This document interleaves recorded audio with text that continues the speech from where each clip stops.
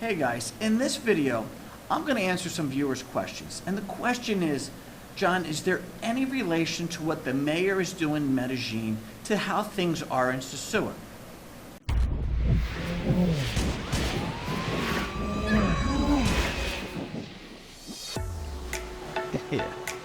Welcome to Compai's Expat channel. Everything Expat. Well, to answer that question, absolutely. Because what's happening in Medellin is happening in Sosua. The only difference is, in Medellin, it's happening from the government down.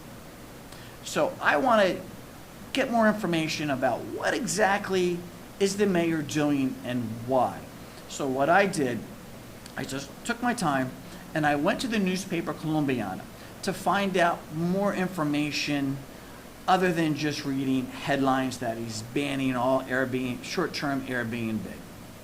What I found was a news article, and I'm going to read from the news article from Colombiano from March 17th. It's basically the mayor's laying out why he's doing what he's doing. So, Mayor Gutierrez launched a proposal that has raised a media storm. Boy, it sure has.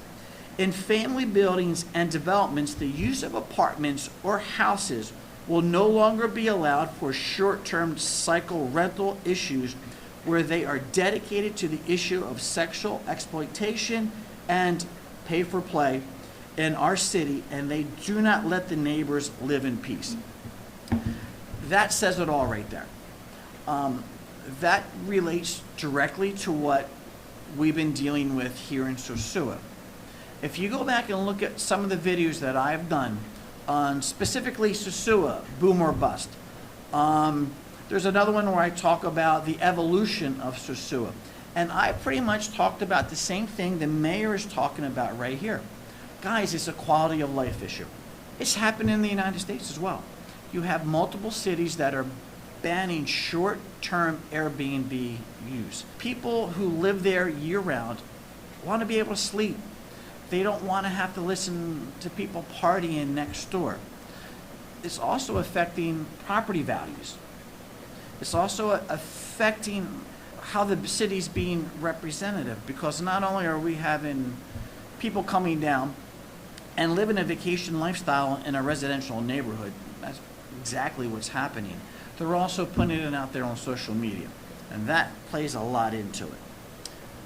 He's also saying, he gave this speech to the city council, that his promise to bring accommodations that are contracted through platforms such as Airbnb to heal, but he wants to rein it in, would be relating to the skyrocketing prices of rentals and of real estate. That's key, because I just put out a video last week where I talk about living in a gated community or a barrio. Here in the north coast of the Dominican Republic, there's a very strong undercurrent of resentment of the foreigners that are moving to Charmicos, La Union, Martiana, Sosua Bajo, and driving up rental rates for the locals. Sosua is unique because the part Sosua Albate, what everybody knows, thinks is Sosua proper, that's always been foreign. It was owned by United Fruit. When United Fruit pulled out in the Depression, Trujillo, the dictator, took it over. And then he gave the land to the Jews to settle Sosua, who were escaping the Third Reich. So this has always been foreign. Foreigners have come here and set up gated communities, and they've set up condo developments that were predominantly made for foreigners. That's our lane to stay in. That's where they expect us to go. La Mulata, pretty much foreign. You have everybody setting up those little gated communities up there. But when you start moving out and taking a cheap property from a poor person, it creates resentment because it jacks up the price. And the mayor of Medellin is saying exactly that. On top of it, you have the pay-for-play situation.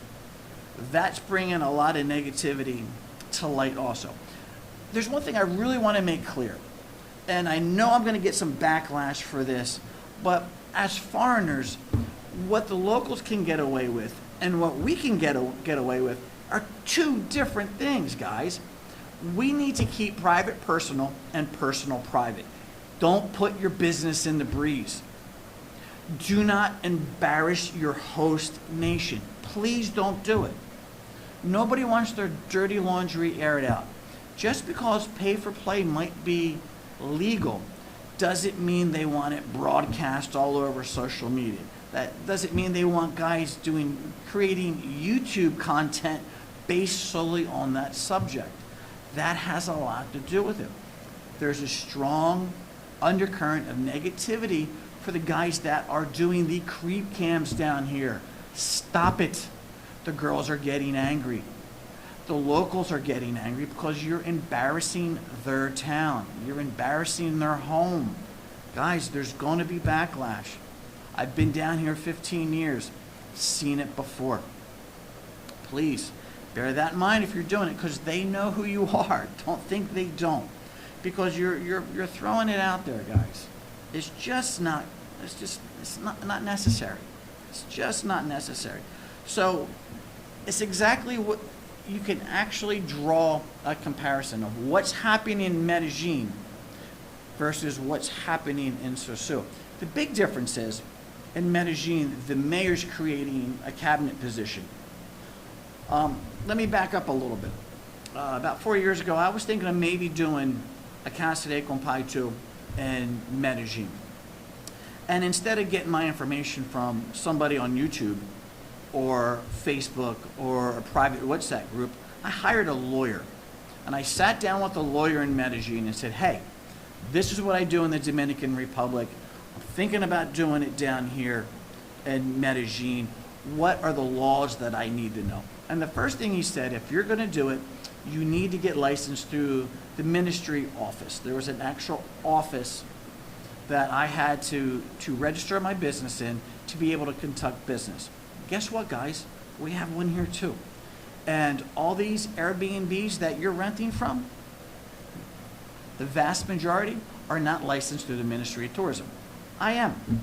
My business has to be licensed through the Ministry of Tourism every year. Just like I get fire inspections every year, just like I pay taxes every year. I'm a fully legitimate business. So when I was thinking of doing that in Medellin, I wanted to be a fully legitimate business as well. So the mayor of Medellin created a cabinet position for the Ministry of Tourism for better oversight.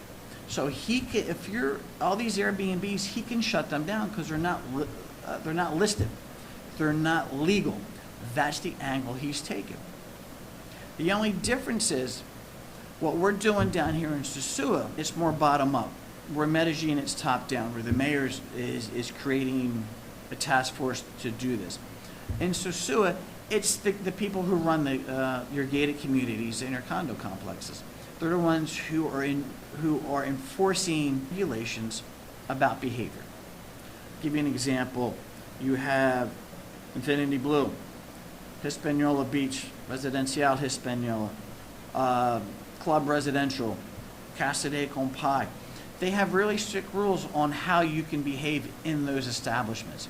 So basically, Sosua is happening on an individual level where Medellin is happening from city down. So I guess the point I really want to make is Medellin is going through its growing pains of pay-for-play. They're curtailing it hard. Thank God we don't have a lot of the issues Medellin's having with all the drugging and with the people, unfortunately, moving on in life. It's not to that point. But I want to say one other thing that needs to be said. There was a Colombian that was arrested, and I believe in Trinidad and Tobago, on her way here. And she was arrested by Interpol because she was known as a thief, and she would scopolamine her clients, and that's how. So I said in the video before, will it happen here? And I say yes. It's a matter of time before the Colombians realize they can come here and do the same thing. The only difference is where.